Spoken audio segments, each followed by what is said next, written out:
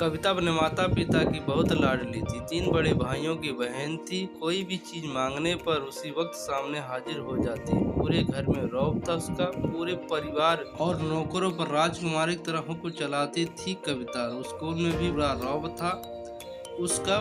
बड़े घर की लाडली जो थी वह ऐसे ही उसने कॉलेज में दाखिला लिया।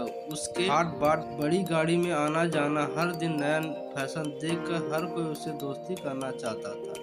थोड़े ही दिनों में उसके बहुत से दोस्त बन गए। पूरे कॉलेज में उसकी अपनी ही एक पहचान थी। इन दिनों उसके घर एक रिश्ता आया। खानदानी लोग थे। लोग पापा की पुरानी जान पहचान थी। उसके साथ कविता के साथ कोई जबरदस्ती नहीं थी, पर कविता ने फिर भी हाँ कर दी, क्योंकि वह अपने परिवार से बहुत प्यार करती थी। वह जानती थी कि वह लोग उसका अच्छा ही सोचेंगे। लड़के का नाम राज था। राज काफी पढ़ा लिखा और समझदार लड़का था। ससुराल वाले भी बहुत अच्छे थे। ससुराल में कविता की जगह वैसी ही थी जैसे कि मायके में। कोई भी कार्य कविता की सलाह के बिना नहीं होता था। सबकी लाडली बहू बन गई थी वह। फिर उसके घर एक बेटे का जन्म हुआ। राहुल कविता को जान से प्यारा था। पोता पाकर ससुराल वाले तो फूले नहीं समाते थे। कविता कभी कभी सोचती कि उसकी किस्मत कितनी अच्छी है। उसका घर अपना उसे कितना प्यार करता है। चाहे जीवन में कैसा भी समय आए, मेरे अपने हमेशा मेरे साथ हैं। मैं कभी अकेली नहीं हो सकती। कितनी खुशकिस्मत हूँ मैं।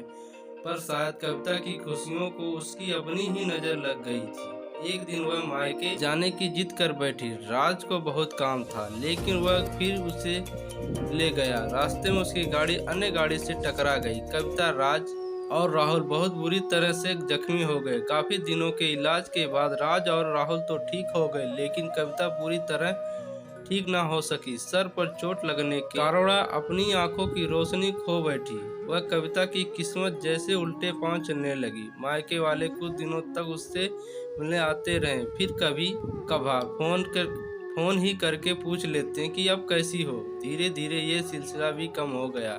ससुराल वाले की सहानुभूति भी कम होने लगी। घर में किसी को पास बैठने के लिए कहती तो जवाब मिलता, बहुत काम है, अब तुम भी हाथ नहीं बटा सकती। राज भी चिड़चिड़ा हो गया था। बस राहुल ही था उसके साथ, जिसके साथ हंसते खेलते उसका वक्त गुजरता।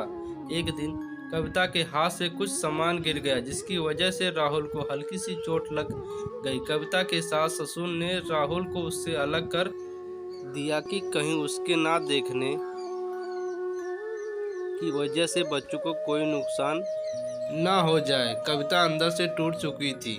एक दिन उसने सबके सामने मायके जाने की इच्छा रखी, तो राज उसे तुरंत मायके छोड़ आया, जैसे कि वह भी यही चाहता था। लेकिन राहुल को उसके साथ नहीं भेजा गया।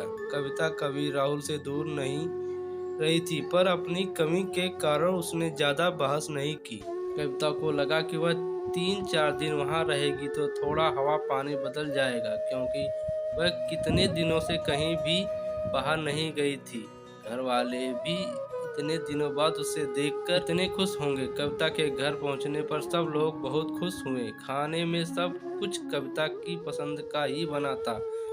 उसने अपने मम्मी पापा और भाई भाभीियों से दिल खोल के बातें की।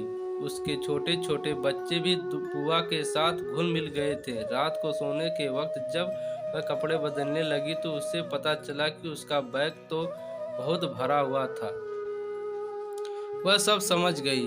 वह बहुत उदास हो गई। कुछ दिनों तक तो सब ठीक रहा, फिर जैसे सब बदलने लगा। सबका व्यवहार बदल रहा था। लोग जैसे थक चुके थे उससे। सब लोग घुमा फिराकर पूछने लगे कि राज कब आ रहा है उसे ले जाने। वह बहाना बना देती, जबकि वह जानती थी कि उस घर में अब उसके लिए कोई जगह नहीं।